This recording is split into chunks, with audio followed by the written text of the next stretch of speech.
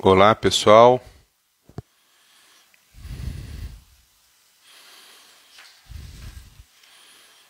Boa noite.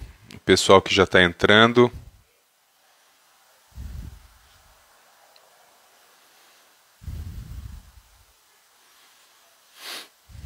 Boa noite, pessoal. Vamos esperar a professora Cacilda Velasco entrar.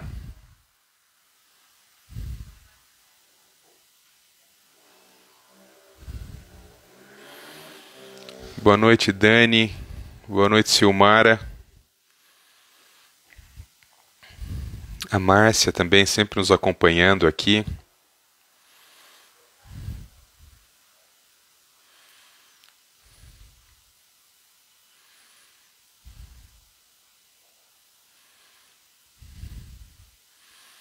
A Cássia. Oi, Cássia. Em breve estaremos juntos em Jales.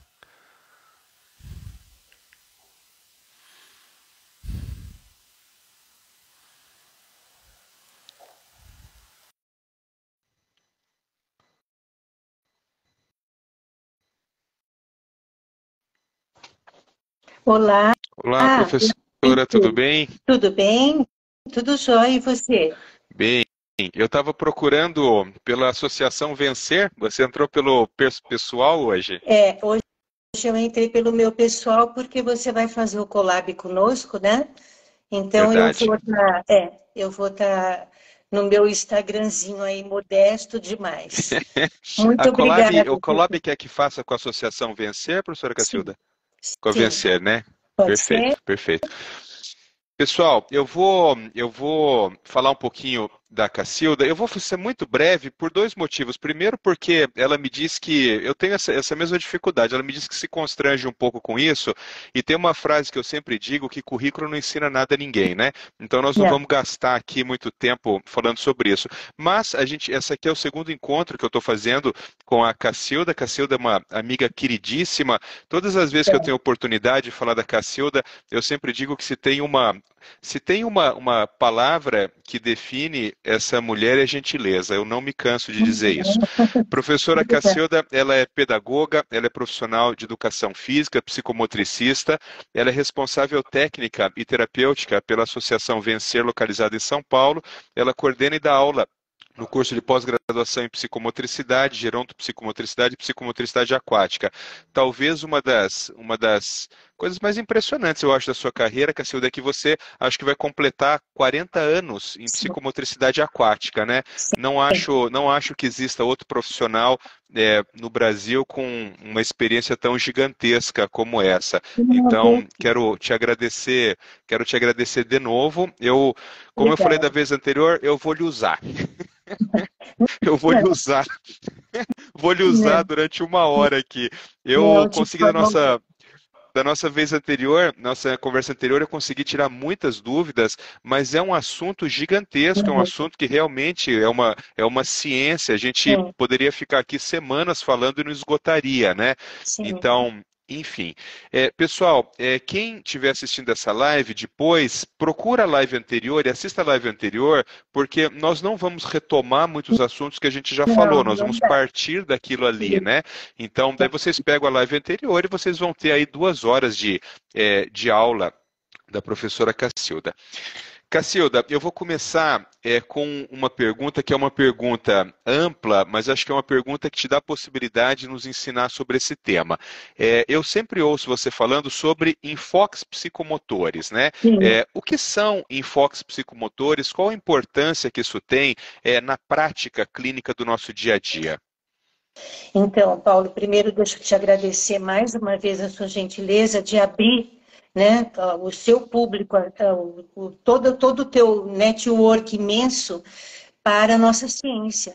Porque por mais que a gente deseje e tenha lutado tanto tempo, é uma conquista ser uma profissão, hoje falar com um médico, hoje poder falar com os pais aqui dos autistas todos, que a cada dia o volume aumenta, nós somos ainda muito desconhecidos, né?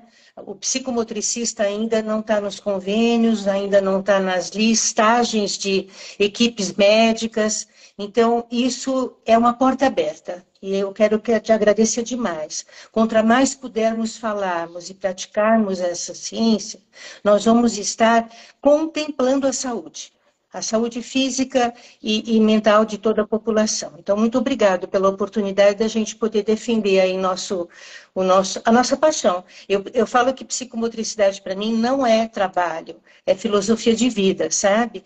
Porque ela ensina tanto a gente a ser pessoas melhores, né? E isso é muito importante. Bom, vamos Cacilda, eu lá. vou te interromper um segundo. Pessoal, vou pedir a vocês, eu nunca peço isso em live, mas eu acho tão relevante isso que a gente vai falar hoje aqui.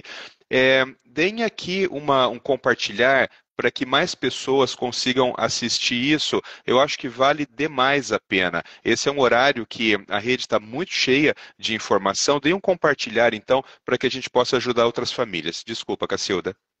Tudo bem, imagina. Pelo contrário, eu agradeço mais uma vez por abrir mais horizontes.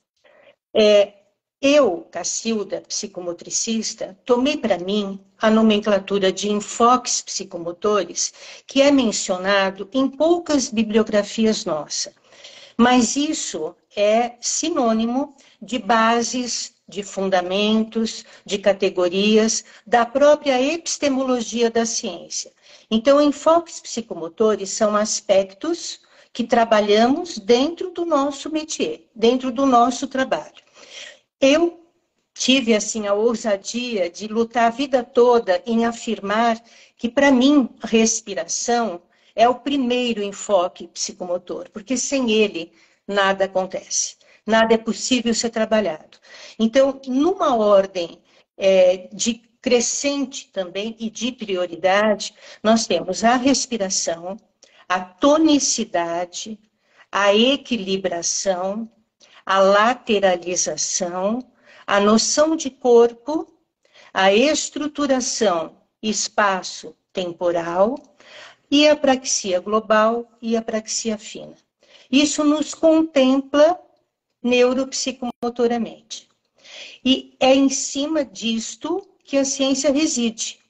Ela reside na intervenção destes enfoques para a construção de um ser equilibrado, de um ser com boas relações com o seu corpo, com o espaço, com as emoções.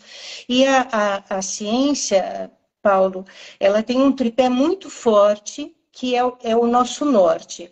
Nós nos baseamos em querer saber, poder saber e saber fazer. Então, querer fazer implica no nosso sistema límbico, na nossa realidade emocional, no nosso desejo. O poder fazer em todo este corpo biológico, da minha capacidade motora de execução de movimentos. E o saber fazer implica em todo o meu córtex, na elaboração da cognição, na aprendizagem e na concretude daquilo que eu vivencio corporalmente. Então, esse tripé nosso é muito norteador da construção das nossas intervenções. Então, uma criança, por exemplo, eu até tenho uma transparência, um slide que eu costumo colocar em aula, eu tenho lá uma criança querendo empinar uma pipa. Será que ela sabe fazer aquilo? Uma criança carregando um grande peso, será que esse corpinho pode fazer aquilo?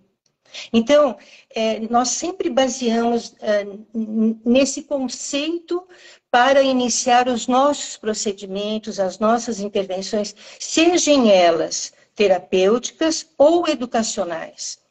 Porque para a educação é a mesma regra e nós vamos seguir no mesmo nível de dificuldade. Primeiro, uma criança bem sentada, né, numa mesa, ela vai ter equilibração, ela vai ter postura para chegar a uma praxia fina. Só que antes dela sentar por uma mesa, ela tem que ter noção de corpo.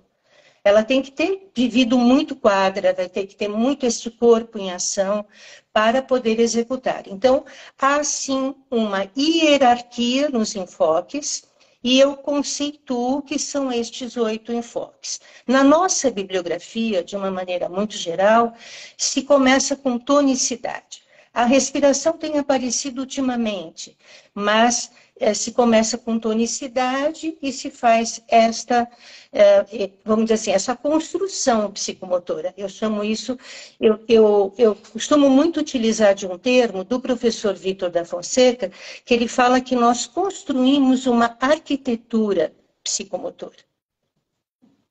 Nossa, eu achei tão interessante, parece que a gente combinou de falar isso, porque eu achei tão interessante, você estava falando sobre os 8 enfoques psicomotores, né? E eu peguei aqui o enfoque noção de corpo, e Sim. hoje me aconteceu uma coisa no consultório que foi uma coisa muito emocionante até, eu acho. Estava falando com um piazinho ali, um menininho autista de 7 anos de idade, menino ótimo, fala bem, se comunica bem, coisa e tal. Em determinado momento, a gente começa a perguntar sobre as relações sociais, né? Então, como que no recreio ele se relaciona com os amigos, tal? E o menino falou assim: o meu problema no recreio, ele contando, é que nunca me chamam para jogar bola. Eu Isso. imaginei que nunca chamavam ele para jogar bola por uma questão social. Daí eu falei, mas por quê, meu amor? Por quê? Você quer jogar bola? Ele falou assim, eu quero, mas nunca me chama, eu sempre fico por último. Daí eu falei assim, mas por quê? Ele falou assim, porque eu sou ruim. E aí a mãe que estava do lado falou assim, não é, você é muito bom para jogar bola. E o menino falando assim, não, eu sou ruim, eu não consigo acertar a bola. E a mãe começou a ficar brava, impositiva com ele, no sentido de não fale assim, você é bom. E daí eu falei para a mãe, eu falei assim, olha, linda, eu não sei se ele é bom ou se ele é ruim, mas vamos fazer um teste. Aí eu peguei 5 papéis sulfites, amassei 5 papéis sulfites, fiz bolinhas, 5 bolinhas, assim. Meu consultório ele é bem comprido. Aí eu falei pro Piazinho, eu falei, Piá, vai lá na parede. E eu fiquei aqui na minha mesa. E eu falei para a mãe, vamos jogar a bolinha para ele. Vamos jogar a Sim, bolinha, ele tem que pegar a bolinha, né? Das 5 bolinhas, ele pegou uma. sim. Assim, a 3 metros de distância. Quer dizer, então também não adianta, né? Quando a gente fala de relações sociais, tudo bem, não basta só a criança querer ser aceita pelos amigos. O jogo de futebol, em crianças de 7, 8 anos de idade, ele é uma disputa. Então, as crianças não Sim. vão escolher um menino que não tem noção de corpo, ele não tem noção, ele não tem propriocepção, ele cai muito, ele é incapaz de receber uma bola. Então, eu estou dizendo isso, Cacilda, porque às vezes quando a gente fala em enfoques psicomotores, porra, parece um negócio totalmente abstrato. Não, é a vida Não, não é. real, é a É, prática, é o é, negócio do dia a dia. exato. Se você não trabalhar esses enfoques um por um, isso vai acabar tendo um impacto gigantesco Sem sobre a vida. Uma dúvida. coisa me chamou a atenção, Cacilda, quando você fala dos enfoques psicomotores, todos eles me parecem relativamente tranquilos da gente entender, mas você citou que a respiração é o enfoque que você considera ele o primeiro, ele o mais importante, e inclusive você tem um livro, né, que você me deu, acho que faz 1 ou 2 anos, que é um livro fantástico, que se chama Respiração, que eu li, é um livro muito interessante. Por que exatamente isso? Por que a respiração é o enfoque psicomotor primário mais relevante? Então, eu agora acho que vou te devolver para uma pergunta por um médico. Porque a respiração, ela é um automático nosso. Ela não vai para o nível consciente. E quando você faz no automático, né, é uma sobrevida. Na verdade, você começa ela a partir do momento que você corta o cordão umbilical. E nós estamos comentando aqui, nós estamos no nicho do autismo, se ele não levar isso para um nível consciente, e diante de todas as dificuldades que a gente sabe que o autista tem em relação à ansiedade, ao seu próprio tempo, à desorganização corporal, sensorial, isto está num automático que não pode permanecer. Então, toda respiração levada ao nível consciente, ela é mais ventilatória, ela oxigena melhor e ela promove tudo que o organismo precisa para o resto, para atividade motora, para relação com o meio, para equilíbrio, para tudo. Nós vivemos do oxigênio, nós precisamos dele. E muitas vezes ele fica tão restrito no processo da inspiração que a gente não contempla tudo, nossa necessidade fisiológica. Então, o meu conceito foi por causa da piscina, Paulo. Eu trabalhei minha vida inteira em água, e na água a respiração é invertida. Eu não utilizo o nariz, eu utilizo boca, porque senão eu engulo água pelo nariz. Então, é feito toda uma nova educação respiratória para poder estar na água. E quando eu percebi que isso era muito importante e a gente levava a consciência do processo ventilatório, do inspirar, do expirar, eu comecei a perceber melhor desempenho motor. Então, de lá para cá, isso em 1900 e bolinha, né? 1984 que eu comecei, eu sempre me empenhei muito em estudar isso e aplicar isso com cada um, como a respiração era a base de tudo que eu queria trabalhar. Porque se a respiração não tivesse num nível consciente, num nível que ele entendesse que ele precisava parar para pensar como ele ia pegar aquele ar na água, a coisa funcionou perfeitamente. Então, eu tinha melhor desempenho da tonicidade, melhor equilíbrio na flutuação, melhor propulsão. Então, isso me deu muitas dicas para desenvolver isso também em pesquisas para fora da água. É a mesma coisa. Como você contém uma criança quando o seu ritmo é alterado? No processo respiratório. E há milhões de estratégias que a gente acaba criando para que isso caia nele. Ah, consciente é falar para ele para, conta. Não, não é. É criar situações motivacionais para que aquilo venha acontecer. E ele vai começar a perceber, se eu pegar bastante ar, eu consigo me tranquilizar, eu consigo executar melhor. A ansiedade e a impulsividade do autista é algo característico do enfoque respiração. Fantástico. Eu vou fazer uma analogia, Cacilda, que algumas vezes quando eu estou dando aula sobre sistema nervoso, aliás, no congresso que eu vou dar com você agora no final de semana, eu acho que eu vou, não ia colocar, mas vou colocar esse slide, que eu acho que é um slide muito interessante, e como você vai estar ali assistindo, eu acho que você vai gostar de ver isso aí.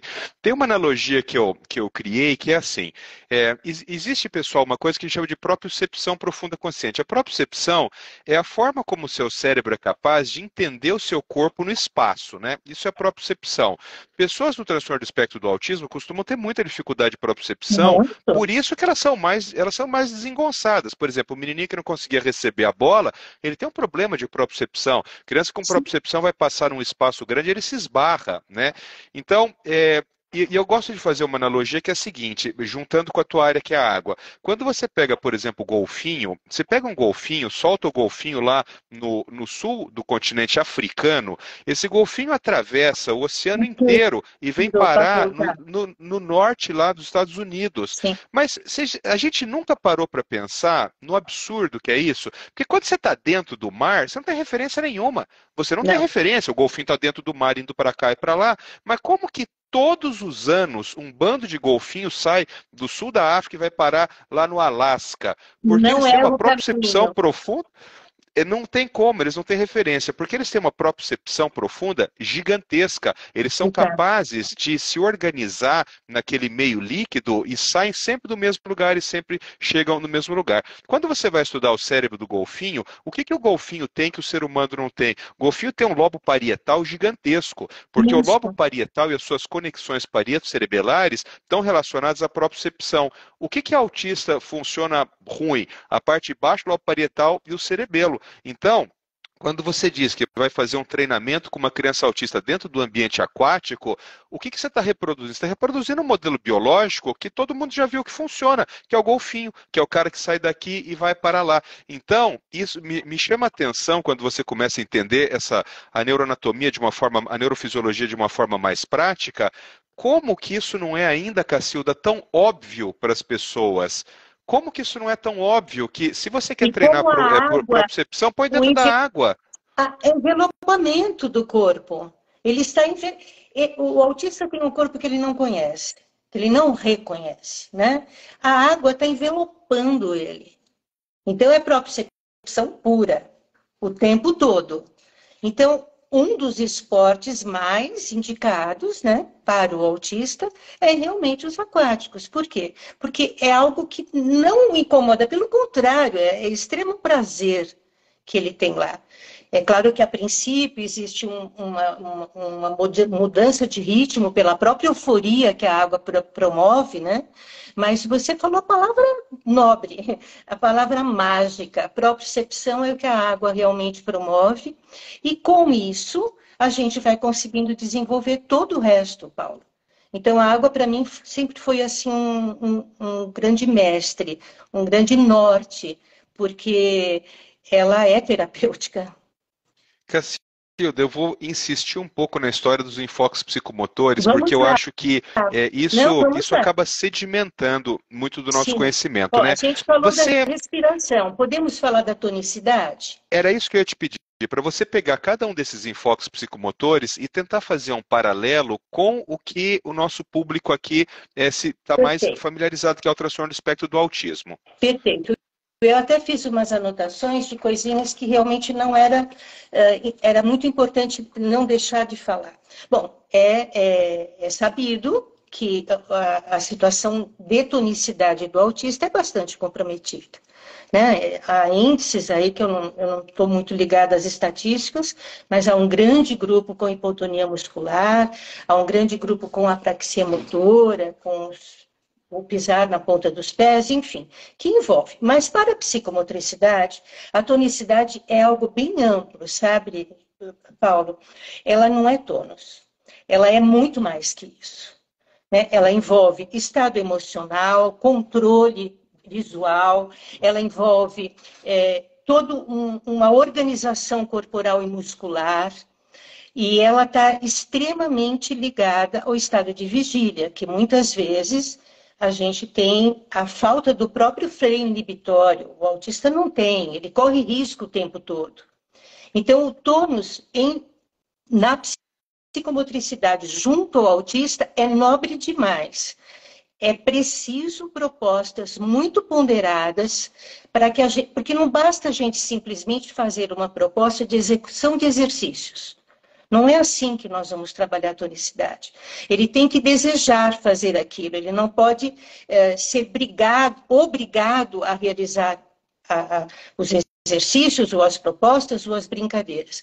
Então, a gente cria situações para um trabalho tônico, cria situações para contemplar a tonicidade dele, para que ele sinta o corpo que ele não conhece, o corpo que ele não habita, né?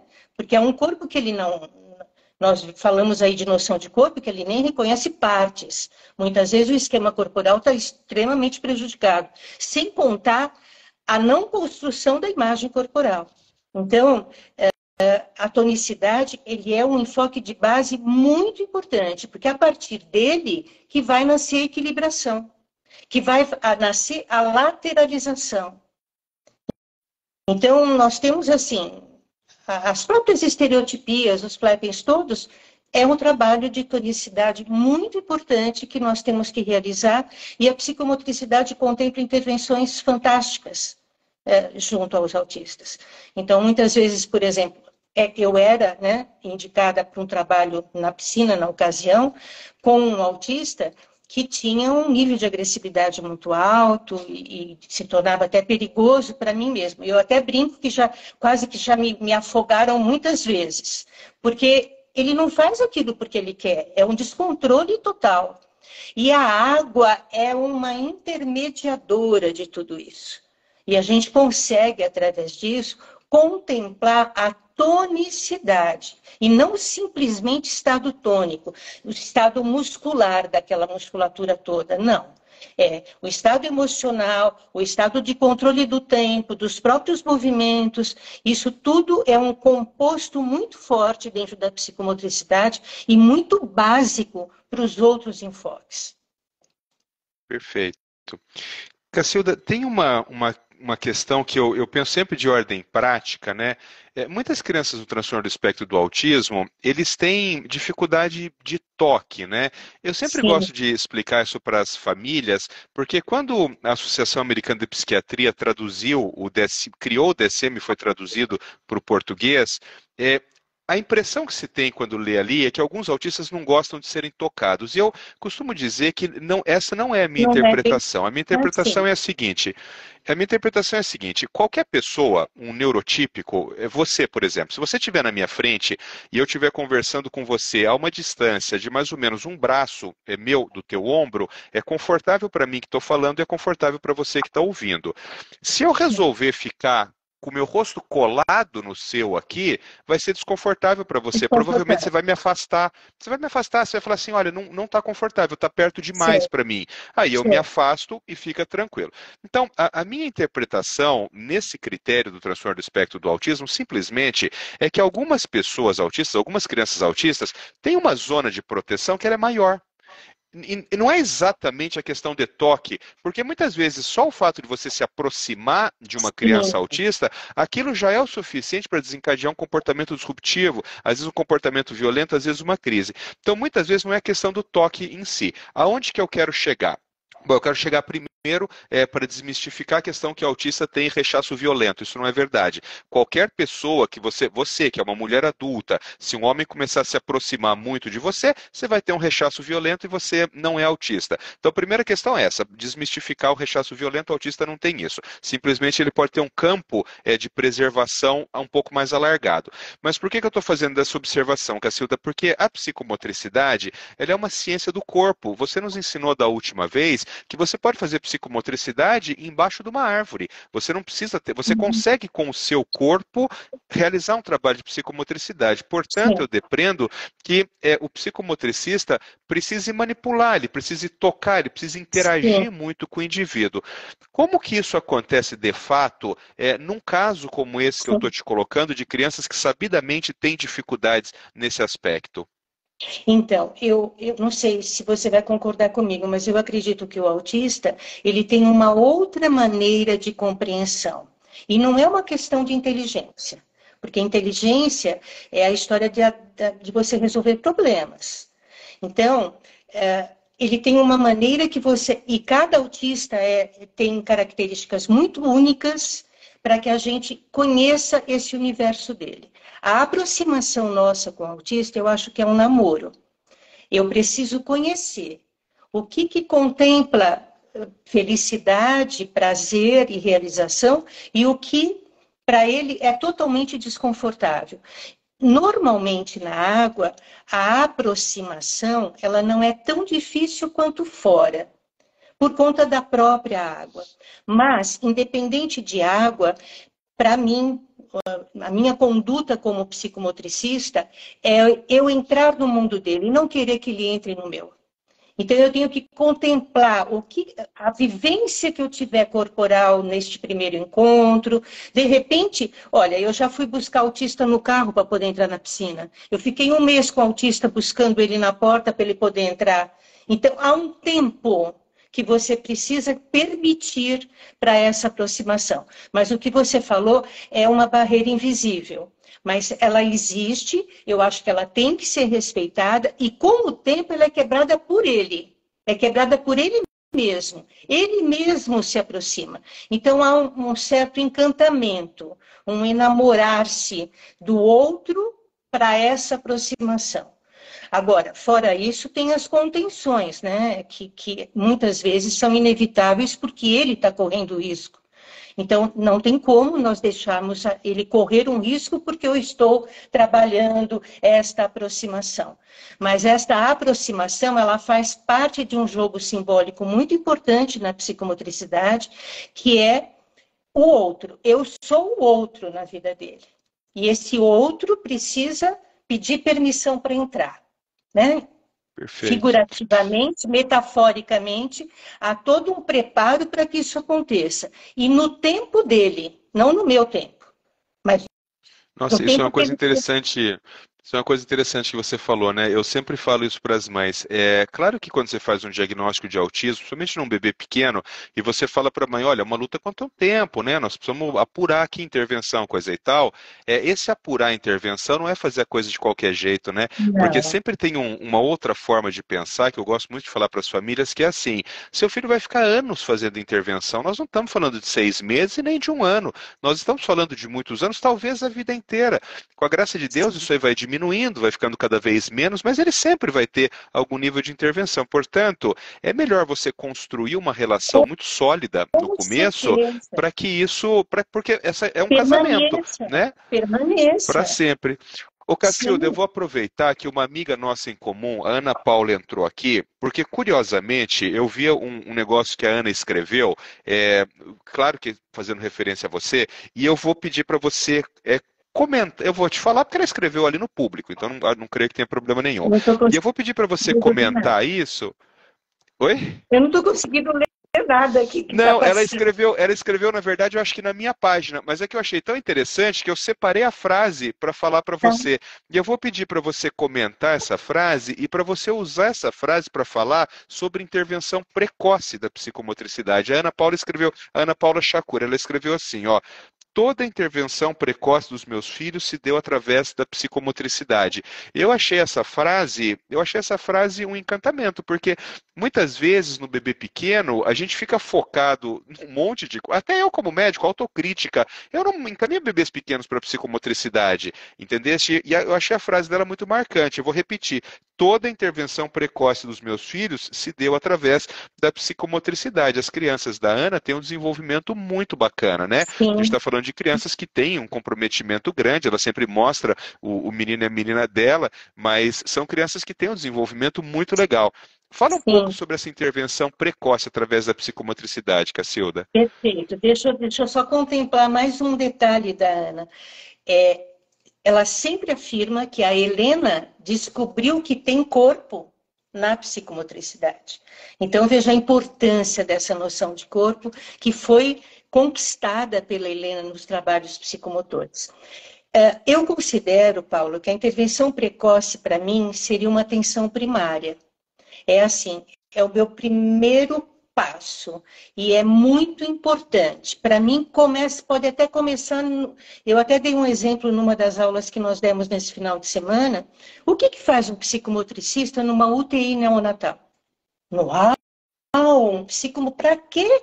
Um psicomotricista numa UTI neonatal? O que ele faz lá? E aí fica aquele grande ponto de interrogação. Meu Deus, ele tem tanta coisa para fazer com aquele bebezinho prematuro, com aquele bebezinho que tinha que estar lá no meio da água, na barriga da mamãe, que de repente veio antes.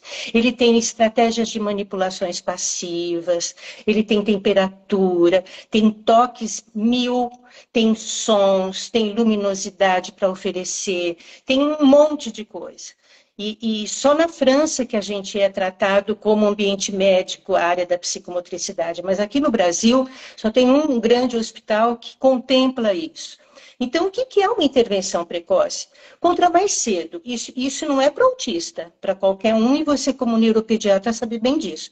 Qualquer um que você intervenha de uma maneira rápida, você tem bons resultados. Quando você demora demais para intervir, os seus ganhos talvez nem aconteçam, porque passou marcos nobres do desenvolvimento. Então, para mim, intervenção precoce é a atenção primária para o que pode promover de melhor para aquela criança, seja ele autista ou qualquer outro nível, nem que não seja típico, que para qualquer criança, se você perder o tempo, eu brinco assim, Paulo, infância é curta e vai embora e passa muito rápido. 9 anos, 8 anos é curto demais. Se ela não for infância de brincar e de ela ser criança, nunca mais vai ser. Não volta atrás. Se você queimar esta etapa, você queima uma porção de coisa para esse adulto no futuro. Então, para mim, a noção que eu tenho de intervenção precoce é o tempo certo e preciso para você não perder marcos importantes. Perfeito. Você falou em brincar, né, Cacilda? Eu estava no final de semana passada, numa aula, numa pós-graduação, e eu mostrei um slide que é um slide mais de provocação, mas depois eu explico o slide, né? O slide diz assim: crianças pequenas aprendem mais no recreio do que na sala de Com aula. Claro que certeza. isso é um slide de provocação, Não, mas é mas é justamente para erguer verdade. essa bola, É justamente para erguer essa bola, verdade. né? O Eu brincar sempre digo, é quando o você ensaio vê de ser gente, né, Paulo? No brincar, total. você ensaia ser gente. Você ensaia E ser adulto. quando você analisa uma situação, você pega ali 4, 5 menininhas que estão brincando e elas se travestiram de princesas, ou elas estão ali numa cozinha fictícia brincando. A quantidade de função executiva que essas meninas estão trabalhando ali é Nossa, é tudo. gigantesca. É Elas estão tudo. trabalhando memória recente, memória retrógrada, elas estão trabalhando inibição. Inibição de comportamento, porque agora ela não é mais a Maria, agora ela é a princesa, não sei o que lá. Elas estão trabalhando Exatamente. troca de turno, porque uma criança fala, a outra tem que parar. Elas estão trabalhando atenção e concentração. Então, me traz uma certa aspereza quando alguém fala assim, vamos agora interromper essa brincadeira e ir para a sala de aula. A impressão que eu tenho é que acabou a aula, Acabou né? a aula, agora começa a Acabou a aula tortura. quando A quando tem que tortura, voltar, acabou a sem aula. dúvida. E E você sabe que a senhora daqui. na psicomotricidade, Paulo, brincar é tão nobre, que, que a gente aprende a escrever na quadra. É na Perfeito, quadra, perfeito. Conforme você foi falando, eu fui lembrando desse slide, porque tem tudo a ver, né? Quer sim. dizer, aquilo que a possibilidade que você tem num recreio de fazer um trabalho psicomotor com É essas crianças fantástico, é é gigantesco, fantástico. né? Dentro da Sim. sala também, mas no recreio ali é gigantesco. Cacilda, uma mãe fez uma pergunta que eu achei muito interessante aqui, não tinha me ocorrido, mas eu acho que vale a pena falar. Ela diz assim, ó, o bebê prematuro nasceu de 26 semanas, então um grande prematuro, né? E o bebê dela é cego e surdo, disse ela aqui embaixo, né? Essa É, criança pode fazer psicomotricidade? Eu acho que pode. pelo fato de ser cega e surda, se há Não. algum problema quanto a E o isso, corpinho dela? O que acontece que todo o sistema tátil sinestésico dela? Que é isso, pelo amor de Deus, pode? Claro que pode. perfeito, E olha que é um perfeito. trabalho encantador. Tem uma pergunta que uma mãe fez aqui, e era uma das perguntas que eu tinha separado aqui para ti, que até na vez anterior a gente tinha começado a abordar isso, mas acabou que não deu tempo da gente esmiuçar. A mãe perguntou aqui, qual a diferença entre psicomotricidade, fisioterapia e terapia ocupacional? Nossa, que pergunta nobre. Nossa, nobre demais, porque assim, muito se pergunta sim, qual a diferença? Até, por exemplo, nossos alunos no curso de pós-graduação, os terapeutas educacionais e os fisioterapeutas que vêm complementar o seu conhecimento conosco, vêm à busca do quê? Uma complementação do seu olhar. Eu vou te fazer uma pergunta. O que o fisioterapeuta deseja de um paciente? Que ele perca a dor, que funcione, que ande, né? Que tenha uma vida regular. O que o psicomotricista deseja do seu paciente, no caso? Ele deseja que ele queira andar, que ele queira perder aquela dor. Há muito de psíquico nisso, mas é do sujeito que nós estamos tratando, não é de um movimento meramente mecânico e muito menos um movimento funcional. É um funcionamento do sujeito e não de um corpo. É do sujeito que reside dentro deste corpo. E a mesma coisa se contempla com a terapia ocupacional. Não há nada que a gente possa deixar de fazer juntos. Eu não tem disputa diária. A gente pode trabalhar na transdisciplinaridade. Nós trabalhamos juntos e quem é o beneficiado? O paciente. Porque ele tem olhares diferenciados e vai ser contemplado de intervenções e maneiras diferentes de fazer e de realizar as terapêuticas com ele. Então, há diferença sim, e a psicomotricidade contempla esse sujeito que reside nesse corpo que está prejudicado por N razões. Perfeito. Eu achei interessante eu acho que deve ser mãe de alguma criança, né? Ela escreveu muito bonitinho, que ela falou assim, não conhecia psicomotricidade, foi anotando aqui, não conhecia psicomotricidade, me parece uma coisa muito importante. Ela escreveu aqui, me parece uma coisa muito importante. E daí ela colocou assim, por que isto é tão pouco falado? E colocou 5 sinais de interrogação. Eu acho que essa Eu pergunta é uma queria... pergunta, eu acho que essa pergunta é uma pergunta boa, Cacilda, porque veja assim, eu acho que nós passamos da fase já, aquela fase inicial de documentação técnico-científica, né? Dizer assim, ó, funciona ou não funciona? Funciona, isso aí já não está mais nisso, né? Então, toda essa base da neurociência que sustenta a neuropsicomotricidade, eu imagino que isso já esteja muito sedimentado. Por que, de fato, você acha que nós temos tanta dificuldade para, por exemplo, você vai falar assim, sei que tem que responder, mas eu não sei a resposta. Por que nós temos tanta dificuldade para um médico, por exemplo, encaminhar para um psicomotricista, como encaminha para um fisioterapeuta, como encaminha para um TO? Graças a Deus, por exemplo, para o educador físico, pelo menos aqui no estado do Paraná, a educação física, o profissional de educação física, nesses últimos, sei lá, 4, 5 anos, é um profissional muito relevante hoje para nós, Sem principalmente dúvida. na questão, Da principalmente na questão do saúde, transtorno do isso. espectro do autismo, tem sido muito procurado. Por que Sim, será, Cacilda, que a psicomotricidade ainda não conseguiu alcançar esse patamar de relevância? eu acho que é por causa do psico. O psico. Ficou muito restrito de que isso é coisa para louco, isso é coisa para doido, isso é coisa para psicólogo. Então, se esqueceu que dentro desta ciência tem-se um olhar, sim, para a nossa saúde psíquica também, mas não só para ela. É essa saúde mental incorporada para um melhor desempenho e uma saúde física global.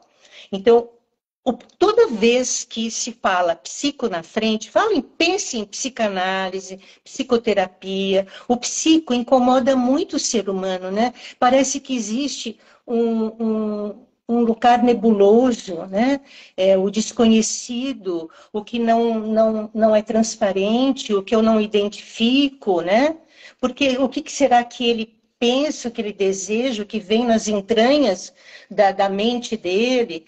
Eu tenho a sensação que é isso. Mas eu tenho uma esperança incrível que os médicos sejam contemplados com uma disciplina de psicomotricidade na faculdade de medicina. Eu Porque acho que isso é uma. vai ser tão rico Eu para todo acho. mundo. E a gente estuda na faculdade de medicina tanta bobagem que não serve para nada. Nada, nada, nada, nada. E a parte prática, muitas vezes, ela é negligenciada, né? Isso é uma questão do próprio currículo, é uma questão legislativa que tinha que mudar o currículo das É de faculdades, cima né? para Mas baixo. você sabe, Cacilda, eu tenho uma implicação com o currículo da faculdade de pedagogia.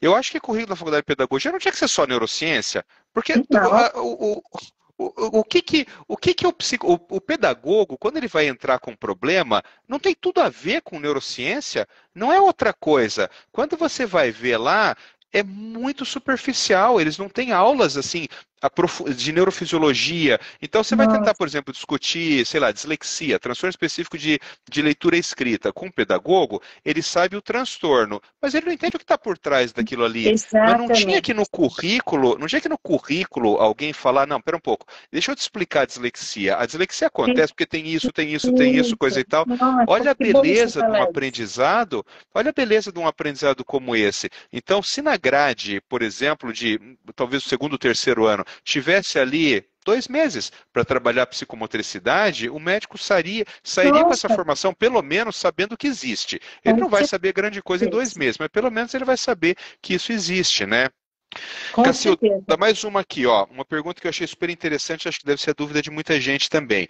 Psicomotricidade pode ser realizado só de forma individual ou também pode ser realizado em grupo? Olha, Não sei se tem sentido psicomotricidade essa pergunta, enfim. tem muito sentido. Psicomotricidade é uma ciência do humano para qualquer faixa etária, do bebê ao idoso. Não é coisa de escola ou de clínica ou de piscina. Então, o local não importa onde. E pode ser feita, sim, individualmente, em duplas, em grupos, desde que haja uma sintonia em relação ao procedimento. Então, por exemplo, eu posso trabalhar um grupo de idosos com patologias semelhantes, com propostas gerontopsicomotoras fantásticas, com um grupo de idosos, e não individualmente com idosos. A mesma coisa com criança. Vai da habilidade do psicomotricista, da sua formação. E o que você falou, Paulo, é tão nobre e é tão importante, e não é só na medicina, e não é só na pedagogia. Na própria psicomotricidade, na nossa formação profissional, eu sou totalmente adepta e os nossos projetos contemplam disciplinas com profissionais capacitados para aquilo. Por exemplo, não adianta você falar em neuro e você não estudar neurologia. Então, nós temos uma disciplina de neurologia para entender tudo, para pegar coisas que, por exemplo, o pedagogo não teve na universidade e vai ter agora conosco na pós. Então, o que você disse é uma realidade. Não basta trabalhar na utopia. Você tem que trabalhar na realidade e conhecer a coisa a fundo. Para eu poder trabalhar com deficientes minha vida inteira, eu fui ouvinte, eu paguei, não tive nenhum certificado no ano de neurologia da Faculdade de Medicina. Por quê? Porque eu queria aprender. Eu falei, não, eu não vou conseguir aplicar a psicomotricidade se eu não entender tudo isso. Então, eu acho que é super importante entender o que a psicomotricidade contempla, do universo que ela contempla, em todos os sentidos. Precisa ser bem informado para poder abraçar este universo de atendimento que ela pode ser aplicada. Uma pergunta que teve aqui, eu acho que a professora já respondeu. Uma moça perguntou, tem um filho de 23 anos autista, se ele ainda pode fazer psicomotricidade. Claro que sim, porque se pode fazer do bebê ao idoso, garoto de 23 anos... Garoto de 23 anos está nisso. Uma outra coisa que alguém complementou aqui embaixo na nossa discussão, Cacilda, é que ela que está dizendo, não conheço isso a fundo, mas que o currículo da Faculdade de Pedagogia é muito focado na criança típica e que não aborda com profundidade a criança com desenvolvimento neuroatípico. E, na verdade, sim, o desenvolvimento neuroatípico, ele é muito mais complexo, né? Eu tenho um termo, Cacilda, que eu inventei, depois eu me arrependi, depois eu inventei ele de novo, mas eu estou usando. Eu inventei um termo que eu estou usando aqui no estado do Paraná, que é assim, ó, psicopedagogia para desenvolvimento atípico. Isso aí, para mim, é um termo que tem todo sentido, porque existe uma psicopedagogia para o desenvolvimento atípico, porque o indivíduo que tem o desenvolvimento atípico, ele precisa de algumas outras formações que vão além daquela formação da psicopedagogia. Então, nós criamos no nosso grupo lá, na nossa clínica, eu tenho uma profissional lá, a Fran, ela está aqui assistindo. Ela é uma garota de 28 anos, ela é uma psicopedagoga, é formada em letras, ela é um monstro, uma pessoa fantástica, assim, e ela está criando esse núcleo nesse conceito de psicopedagogia do desenvolvimento atípico. Então, ela é analista do comportamento e ela está tentando juntar essas áreas. Cacilda, a gente já falou isso da última vez, mas é que como teve muito essa pergunta aqui, vamos responder? O pessoal está perguntando assim, como eu faço para me tornar um psicomotricista? Né? Quer dizer, vamos retomar isso aí então. Qual é a formação? Quem é que pode? Saúde, educação? Como é que é isso? Na verdade, o nosso público são todos. A gente tem pessoas ligadas à área de humanas, né? A maioria que nos procura, realmente, são pedagogos, psicólogos, terapeutas ocupacionais, fisioterapeutas e muitos educadores físicos. O grande índice, o maior índice de alunos vem da área da educação física. E até por conta do que você mesmo colocou, o quanto eles entraram na área da saúde, o quanto é importante, né, o trabalho realizado por eles. No Brasil hoje, nós não temos ainda uma graduação em psicomotricidade. Nós já tivemos, alguns anos atrás, muito poucas turmas, foram só três turmas, e não temos ainda. Com o reconhecimento da profissão, essa graduação vai nascer, eu espero que muito em breve. Por hora, o que nós temos são os cursos de pós-graduação que traz uma especialização e o torna capaz de intervenção desde que você seja em uma dessas áreas. Mas a Sociedade Brasileira de Psicomotricidade tem hoje 14 formações em diferentes olhares da psicomotricidade, e esta formação no Brasil é que contempla um psicomotricista. Então, por exemplo, normalmente a gente sempre indica que ele faça uma pós-graduação para se tornar um especialista em psicomotricidade e depois ele se encaminhe para uma formação para complementar qual é o nicho que ele vai escolher, porque nós atuamos em várias frentes. E na associação nós temos lá um elenco enorme. Uma delas é essa que eu hoje estou praticando mais, que é a gerontopsicomotricidade. Outra delas, que é até a formação da Josiane, é a psicomotricidade aquática. Nós temos antropos, nós temos várias. Então, eu recomendo às pessoas entrarem no site da Associação Brasileira de Psicomotricidade, www.psicomotricidade.com.br. Lá existe indicação de tudo isso. Nós trabalhamos com cursos de pós-graduação na formação de especialistas em psicomotricidade. Perfeito. E, Cacilda, Paulo, deixa eu só te acrescentar uma coisa, meu querido. E hoje, o nosso índice de pais, de mães, de autistas que estão procurando esta formação é muito alto. Motivo que fez nós colocarmos essa temática no nosso congresso. A psicomotricidade e o autismo. Me surgiu aqui uma questão que eu acho que a gente não tinha falado da vez anterior e vale a pena. Na psicologia, particularmente na análise do comportamento, é muito comum que esses profissionais, muito comum é quase que uma regra, que eles trabalhem com supervisão, né? Por quê? Porque existe, evidentemente, uma curva de aprendizado ali, então a pessoa pode ser muito boa, mas sempre terá alguém que está num patamar superior. Você vê, Cacilda, a possibilidade na psicomotricidade de se trabalhar também com uma supervisão, por exemplo, uma supervisão à distância? Como que isso é na psicomotricidade? É obrigatório. Olha aí. Supervisão para nós, psicomotricistas, é obrigatório. Tem três obrigatoriedades para nós, Paulo. Estágio supervisionado, nós temos que estar muito bem praticados para atuar. Supervisão constante e rotineira, tá? E formação corporal e pessoal. Porque se você não estiver bem consigo mesmo, com o seu próprio corpo, com as suas questões, você não consegue lidar com o corpo do outro. Então, esses três aspectos são exigências na nossa formação. Cristiane Gonçalves dizendo que tem orgulho de ser sua aluna. Isso eu acho uma coisa tão interessante, Cacilda, porque eu entrei em contato com essa história de supervisão quando eu entrei para a análise do comportamento, porque na medicina não existe isso. Na medicina ninguém supervisiona ninguém. Se eu tenho alguma dúvida, eu não vou ligar para o meu antigo professor e vou perguntar, eu vou me virar, vou fazer ali o que é péssimo, né? O que é péssimo. O ideal seria que na medicina houvesse exatamente isso. Eu, como neuropediatra, aqui em Curitiba deve ter um monte de gente que está melhor do que eu, um monte de gente que ainda não chegou ao que eu aprendi, então seria totalmente natural que você formasse uma cadeia de supervisão.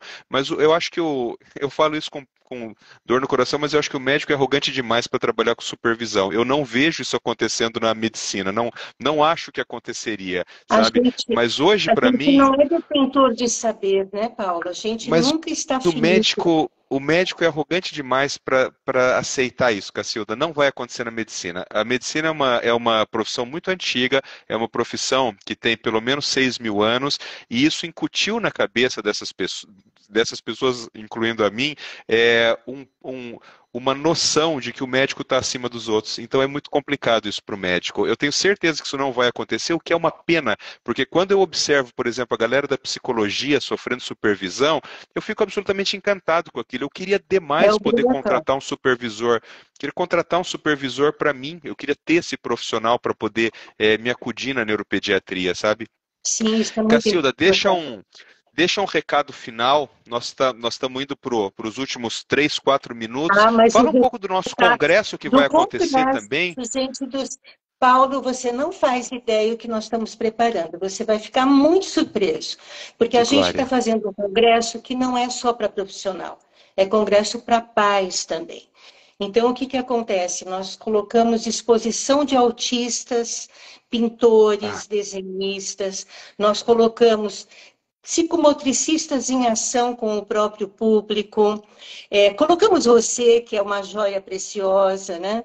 Então, Só, lamentavelmente, não tem mais vaga. Nós lotamos completamente o auditório, mas eu estou muito feliz porque a gente vai ter 2 dias de muita ciência, de muita troca, de muito conhecimento, e para nós, em especial, da associação, com muito orgulho de poder mostrar os nossos alunos que são os cases de sucesso, psicomotricistas que atuam com autismo.